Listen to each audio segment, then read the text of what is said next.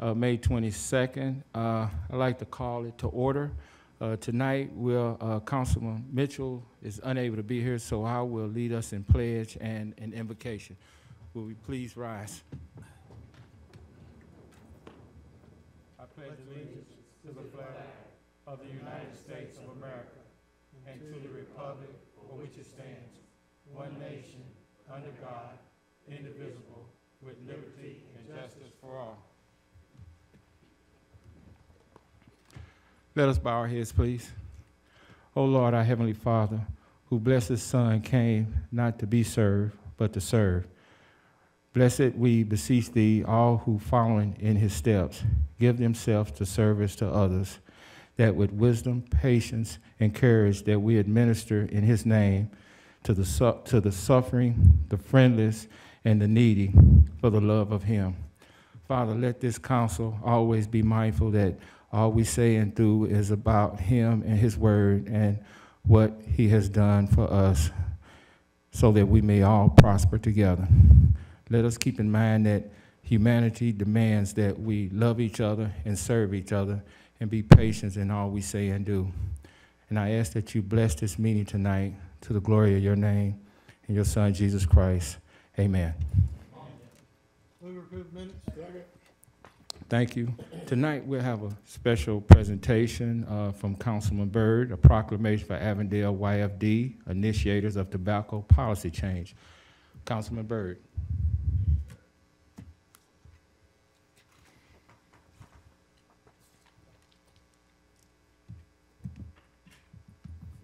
Okay, thank you all so much for joining us today. We're going to read this proclamation and recognize some amazing young men in our audience today. Chattanooga City Council proclamation. Whereas 4 local high school students worked with the Avondale Youth and Family Development Center and Hamilton County Coalition to show their support for a more comprehensive tobacco-free policy for all Hamilton County schools. These students are part of a statewide youth tobacco prevention movement called TNSTRONG,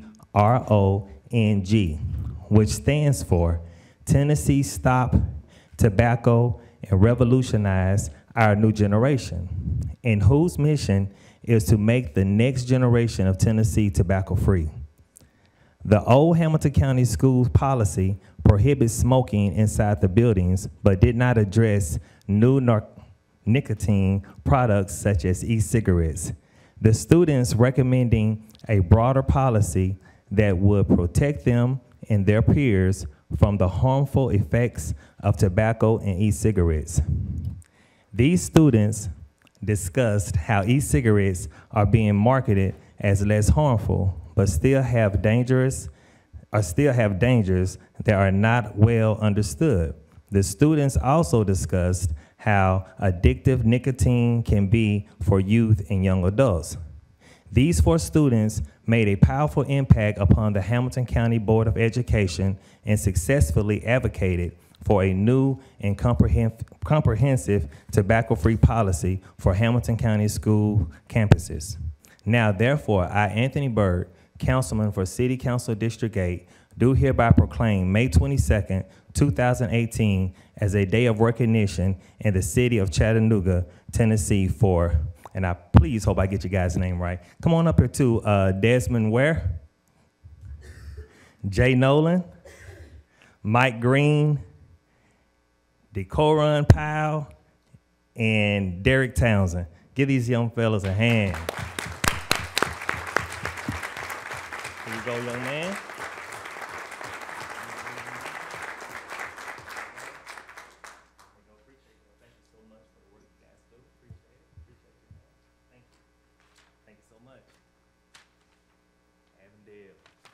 Appreciate y'all. Thank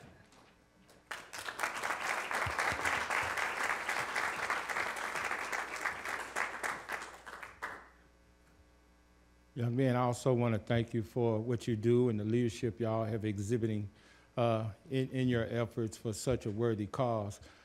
Let you all be a shining example for other young men, since I see only young men there, for the great work that that the youth in our city does. So continue the good work, continue to be innovative, and continue to inspire others as you have inspired yourself.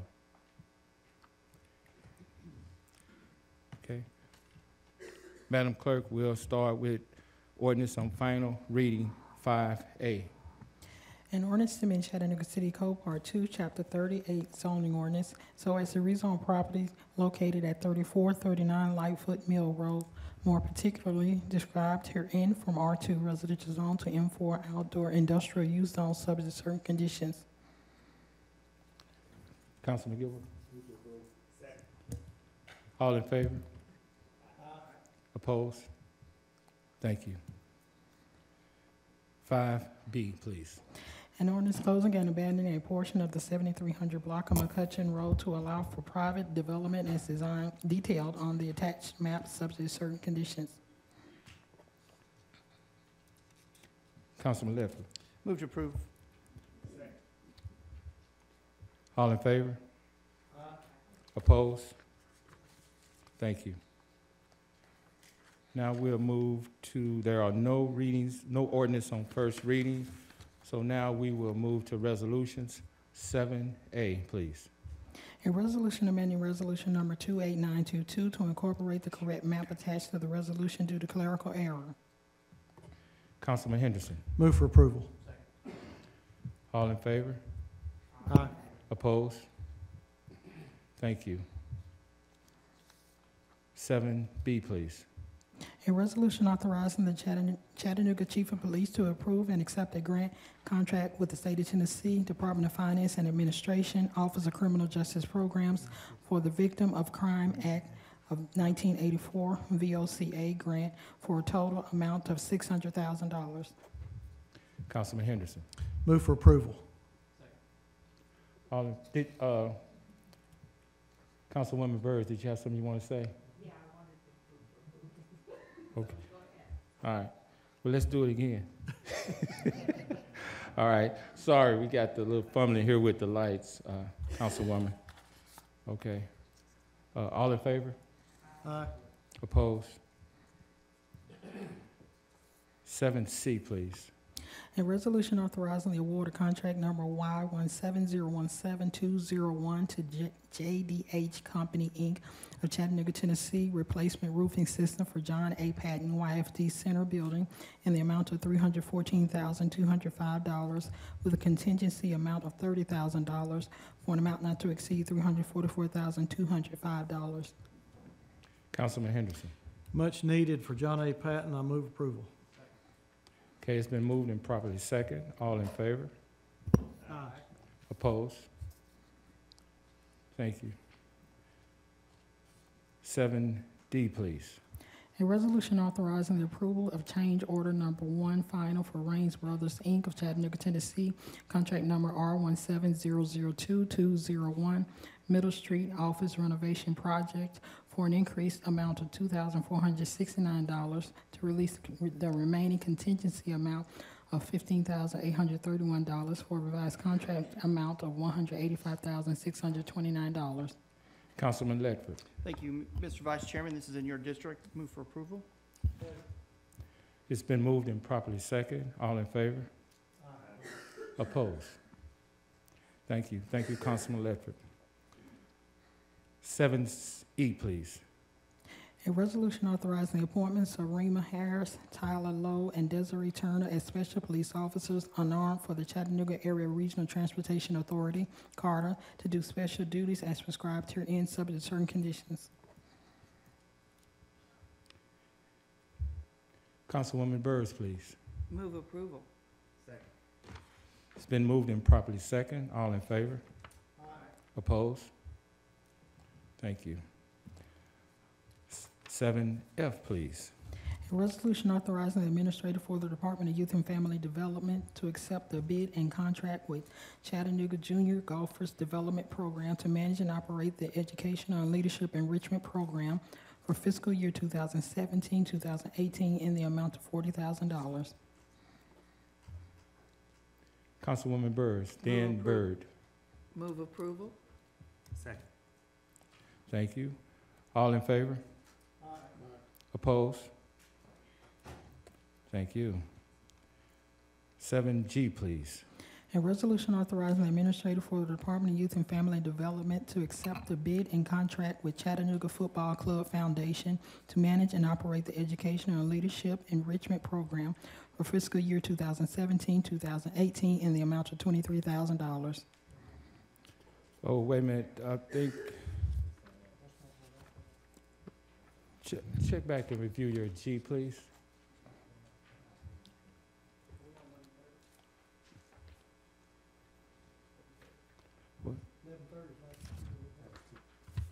I have 2:19 p.m. 11. Oh. Okay, we have the one printed 11:30. And G, what is your G? Your G has, is football? Yes. Okay. Do you have a H? No H on yours? Yes, I have age. Okay. Yeah, Mr. Attorney? Okay, so I think for G, you said football, and I think Yes. the items that you have before you says Operation Get Active. Yes. As I mentioned earlier, there was a correction in terms of the actual legal name. And so Okay. what she's reading now is the legal name of Operation Get Active. Okay? Okay. What was the amount for how much? $23,000. I've got 35. And it should be 23,000 as well. That was corrected as well on the 219 version. So what's the amount? 23? 23,000. Okay, I move approval. Okay, it's been moved and properly second. All in favor? Opposed? Okay, so, H, please. A resolution authorizing the administrator for the Department of Youth and Family Development to accept a bid and contract with Chattanooga Basketball to manage and operate the Educational and Leadership Enrichment Program for fiscal year 2017-2018 in the amount of $100,000. What's the pleasure? Move Wait a minute, approval. hold on. Okay. Actually, we got Councilman Gilbert, please. Second. All right, Councilman Byrd, thank you. All in favor? Opposed? Thank you. Now we'll move on to purchasing.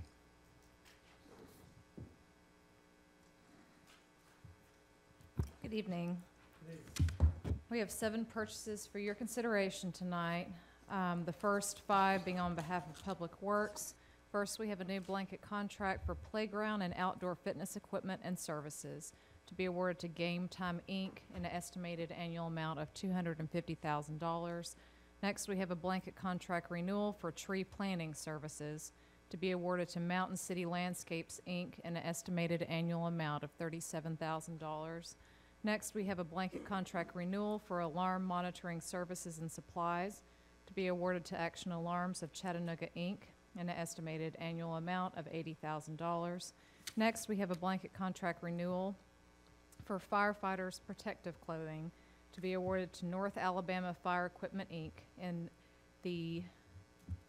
let me correct, actually, the caption, the description for this line item does not appear to correlate with the actual explanation in the notes column.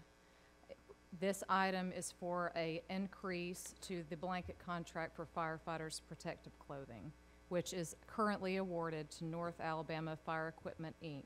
It is an increase of $480,000, and the new total estimated annual amount will be $735,000.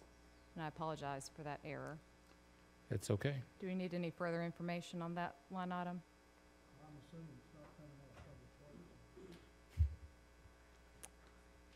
I will verify that at the end of this list. Is that all right?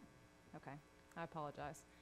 Next, we have a purchase of butterfly valves to be awarded to Consolidated Pipe and Supply in the amount of $82,915.60.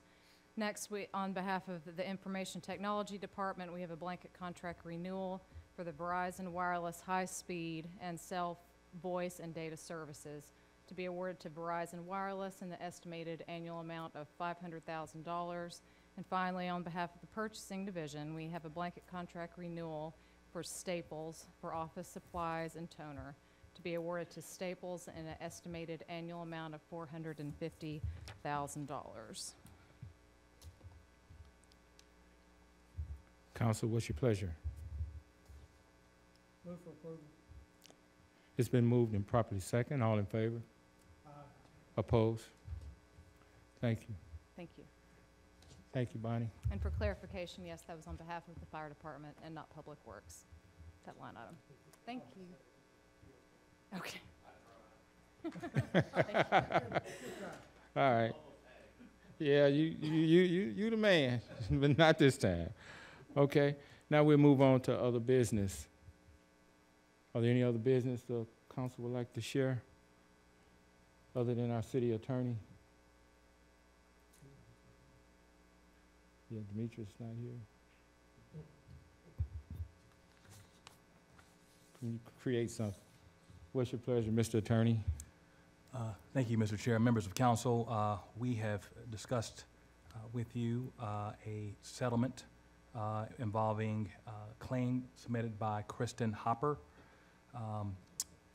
We were able to negotiate in mediation an amount of $225,000 to resolve this claim. I would ask the council for approval via motion and second. Move approval. Okay, it's been moved and properly second. All in favor? Opposed? Thank you. Thank you. Thank you, Mr. Attorney. Okay, now we'll move on to committee reports. We'll save the most exciting part for last, so we'll start with Councilman Ledford. No report, Mr. Chair. No report. Okay. So I guess that's me, right? So, and then Russell's leaving. He's not going to deal with it. Graduation. Yeah, graduation, okay. Yes, Mr. Chair, today we had the first of several education sessions that we're having for the council on the budget. It went from 10 to 2:30, actually, Mr. Chair, and we'll start again next week at 10 o'clock. Thank you. Thank you, and thank you for the job you've done so far with this process. And I say so far because we got a long way to go, but you have really gotten us to a point where things are really done expediently and efficiently, and we're getting the information that we need. So thank you so much for your leadership on that. Glad to do it. We could still mess up, but I'm hoping. I'm just cherishing the moment. Okay. Now we'll have recognition of persons wishing to address the council on non-agenda items. Okay, we have, Mr. Attorney, would you read the rules, please? Sure. Thank you, Mr. Chair. Anyone interested in addressing the council will only be recognized at the microphone. You have 5 minutes unless the council provides for additional time. You can't personally attack or personally denigrate others. You can't use any vulgar or obscene language, and you can't address any items that are on the agenda for council. And the chair is prohibited from recognizing this person more than twice in a 30-day period. Only Mr. Jones is on that list, sir. So, please.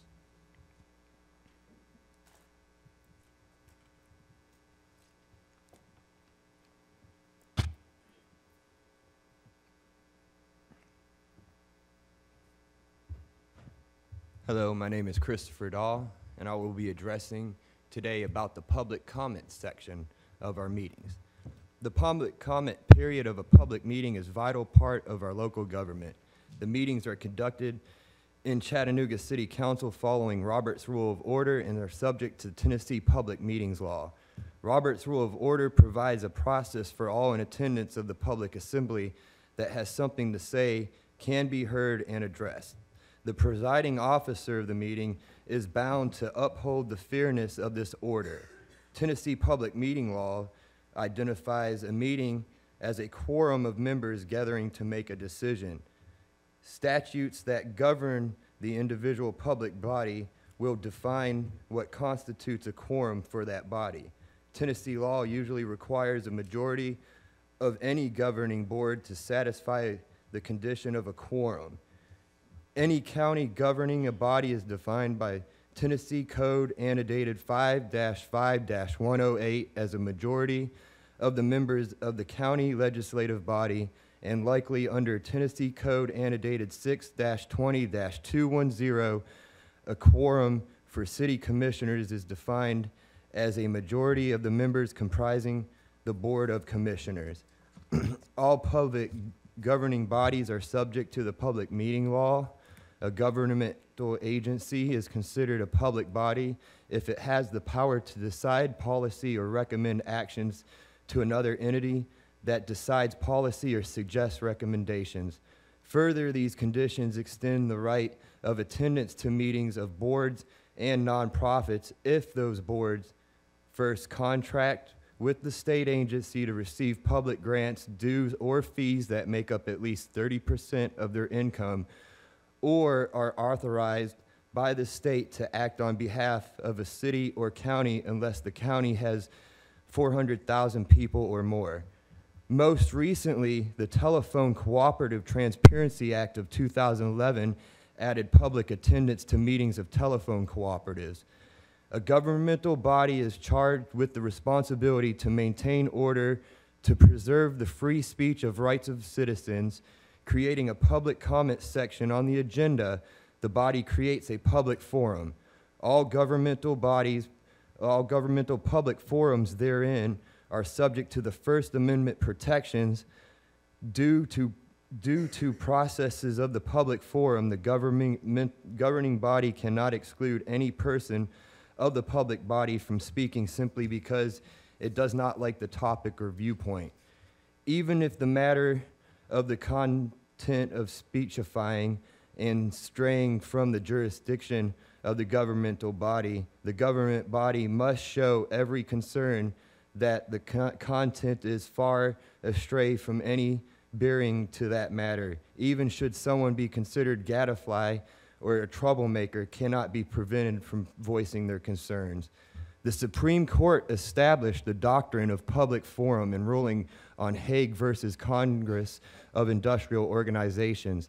This states that the government may not prohibit speech-related activities such as those protected under the First Amendment.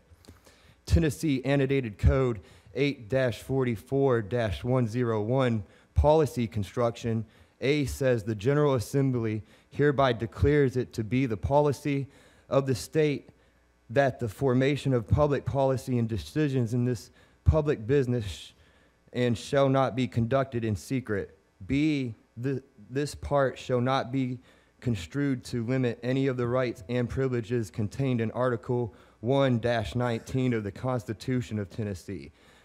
Tennessee Constitution, Article 1, Section 19 states that the printing press shall be free to every person to examine the proceedings of legislature or of any branch of officer of the government, and no law shall ever be made to restrain that right thereof.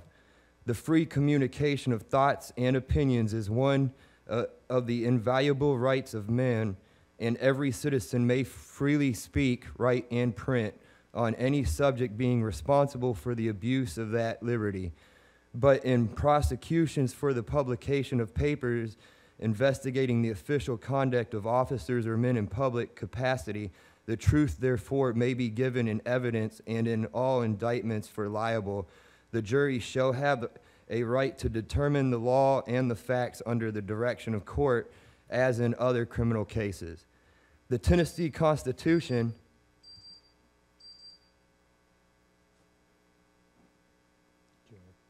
Would you like to let him continue? No? I'll pick it up. Sure. The Tennessee Constitution, in Article 1, Section 23. Name, sir? Rick Carpenter. Okay, thank you. The Tennessee Constitution, Article 1, Section 23, that the citizens have a right in a peaceable manner to assemble together for their common good, to instruct their representatives, that's all of you, and to apply those invested with powers of government for readiness of grievances and other proper purposes by address of remonstrance. The First Amendment states, Congress shall make no law respecting an establishment of a religion or prohibition of free exercise thereof, or abridging the freedom of speech or the press, or the right of the people peaceably to assemble and petition the government for readiness of grievances. In addition to these considerations, this city council must recognize its responsibility to substantive due process. The substantive limitations placed on the content and subject matter of state and federal laws by the due process clause of the 5th and 14th Amendments to the United States Constitution. The substantive due process prohibits this governing body from infringing on the fundamental constitutional liberties, furthering the city council's obligation to seek out public comment, procedural due process referring to the procedural limitations placed on the manner in which the law is administered, applied, or enforced. Plus, procedural due process prohibits the government from arbitrarily depriving individuals of legally protected interest without first giving fair notice of opportunity to be heard. The Due Process Clause provides that no person shall be deprived of life, liberty, or property without due process of law. Courts facing questions concerning procedural due process maintain legitimacy through process. The court must determine how much process is due to the particular hearing to satisfy the fairness requirements of the Constitution. When courts facing questions of substantive due process, the controlling issue is liberty. These courts determine the nature of the scope of liberty protected by the Constitution before affording litigants a particular freedom. The Supreme Court, in a willingness to use the substantive due process doctrine to void any economic or social legislation, upholds the liberty of contract, freedom in the marketplace, and freedom to contract with liberties with protection of the Due Process Clause. The court applies the concept in the area of civil rights with two cases that held that the state causes violate the Due Process Clause because the provisions impaired the liberty of speech and press. Stromberg versus California held in the third provision, the conception of liberty under Due Process Clause of the 14th Amendment embraces the right to free speech. This is the order of free speech standing since 1931, which the City Council has had more than adequate time to confirm its meeting in regarding the legitimacy of order in public participation and comment. Even the council's intention of warning against personal attacks or similar types of speech, each member of this city becomes a party to an actionable litigation of wrongful discrimination restrictions on protected speech by a government body. A discussion of rules on personal attacks should rise to concerns of each council member that each council member needs to address with their personal legal consultant. First, the city may not enact rules of conduct prohibiting such type of speech.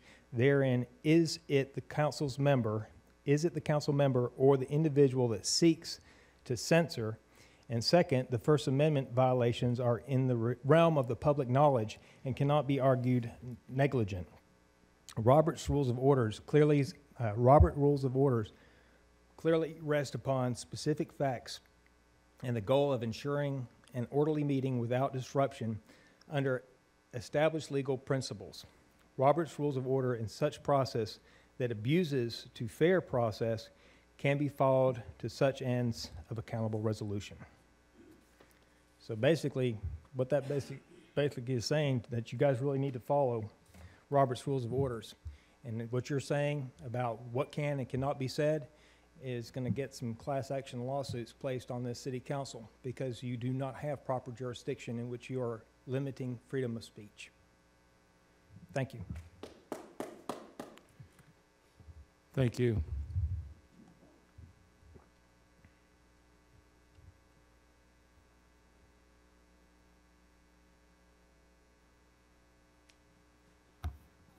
Good evening. I'm Gary Ball. I'm speaking for my company and for the Ridgedale community. I wasn't going to get up here because Councilwoman Coonrod is not here, but based on some of the things he brought up about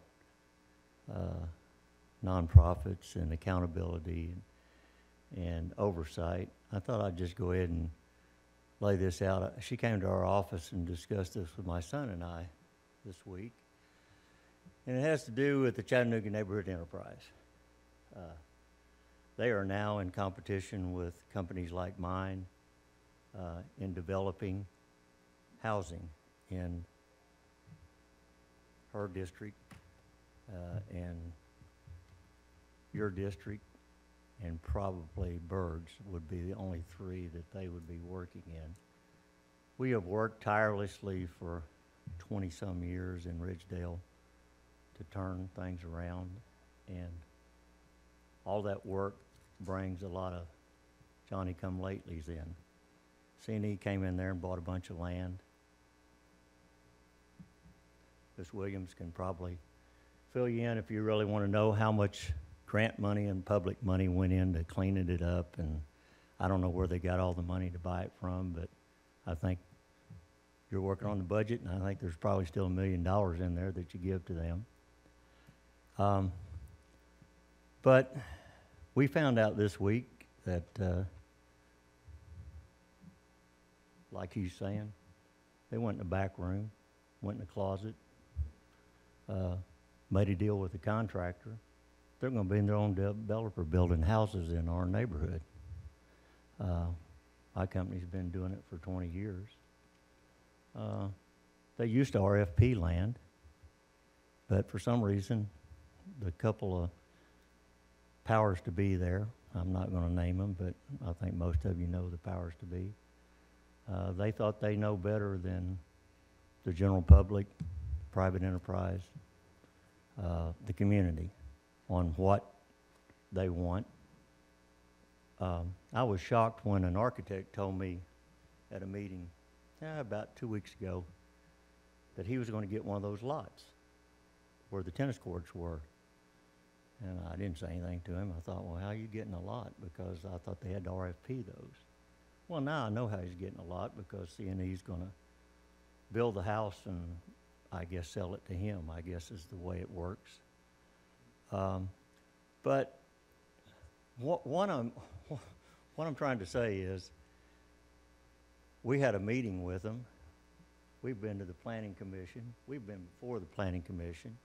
We voted some things that we thought were good that they wanted to do. This missing middle thing, they're just pushing it down everybody's throat because they think it's the best thing that ever came to town. But we voted specifically as an association, a small group of people, what we didn't want. Well, they proceeded to come back to the meeting 2 months ago, sent a new man back and said, this is what you want, this is what you're going to get, whether you want it or not. They didn't, if you get on the website, they say they go to the community and embrace the community. They don't do that.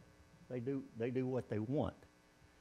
I have not been to the minutes when they were there when I spoke, but I specifically spoke about single-family dwellings and said that's what the community approved, but that's not what they're going to do. And they'll get away with it because they're not accountable to anybody, and their board just rubber stamps everything.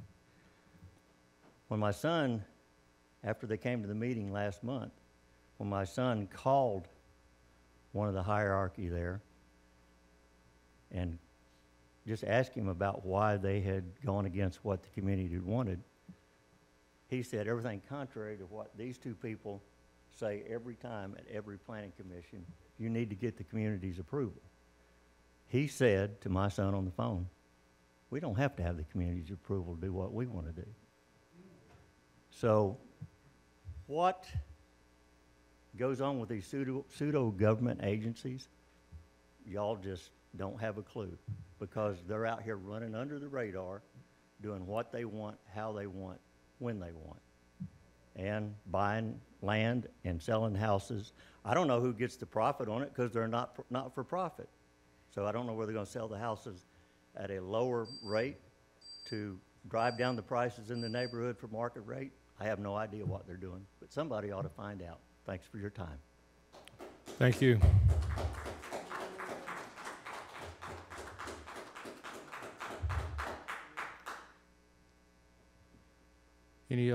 Anybody else wish to speak before this council tonight? Okay, we are adjourned.